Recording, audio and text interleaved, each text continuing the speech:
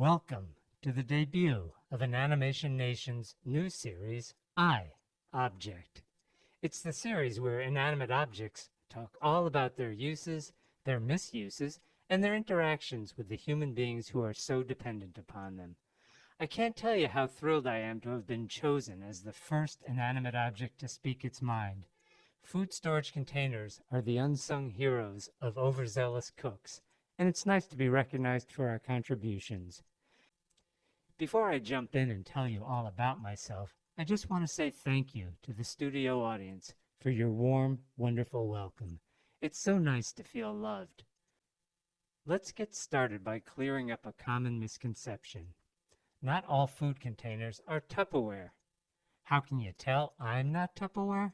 Well, for one thing, I don't think it's polite to burp in public. Now let's get to the good stuff. What do I love? For me, it's all about the quality of the food that's stored inside me. I guess I'm partial to Indian curries and Italian sauces. Sure, the curry sauce may contain turmeric, and I may be stained for life, but I don't view it as a stain. I view it as a memory. I also like to see how long I can go without letting food inside me get moldy. My personal best? 8 days. My dislikes? Well, it hasn't happened to me yet, but the worst thing that could happen to any food storage container is durian. In Southeast Asia, durian is considered the king of fruit. Now, when I said king, you probably couldn't see my air quotes because inanimate objects can't make air quotes. Well, there are some exceptions to that. For example, clothespins are known for their air quotes. Durian may be the king of fruit, but its taste has been compared to onion ice cream, paint thinner, and even raw sewage. From my perspective, the smell is even worse.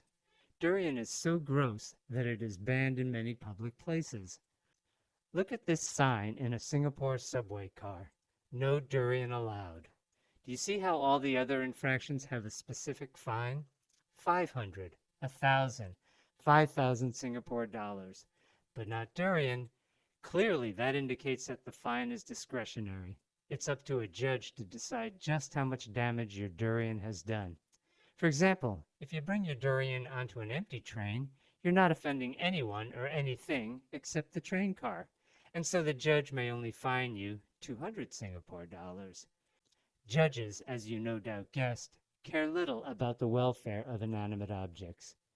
But if you bring the durian into a packed subway car, you may make hundreds of people sick.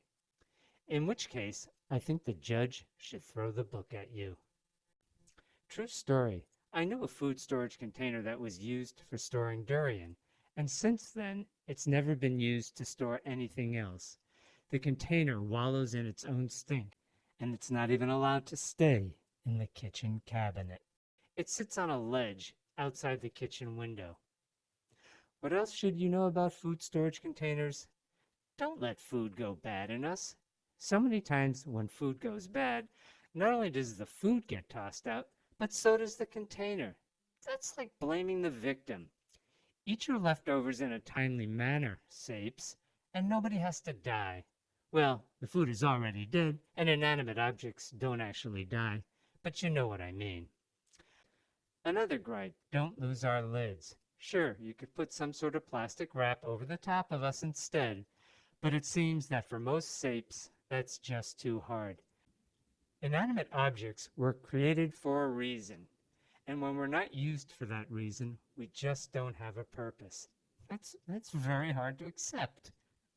A moment, please. Okay.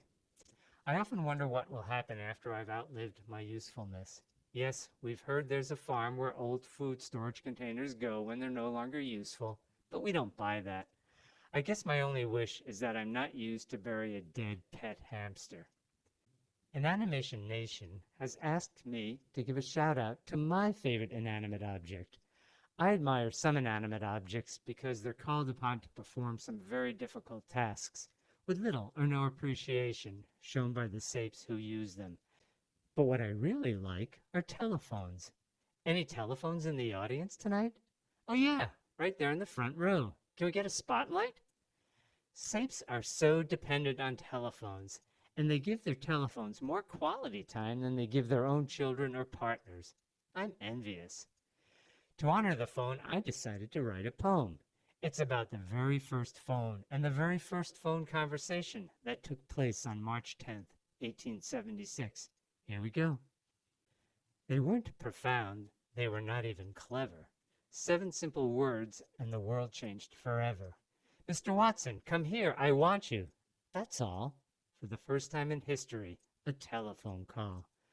Thomas Watson got the phone call from his longtime friend and mentor, Alexander Graham Bell, the telephone's inventor. And Watson's response to this great milestone? I can't come right now. There's some jerk on the phone. You've been a great audience. I hope you noticed that I didn't burp once during my entire presentation. In your face, Tupperware. Thanks, and good night.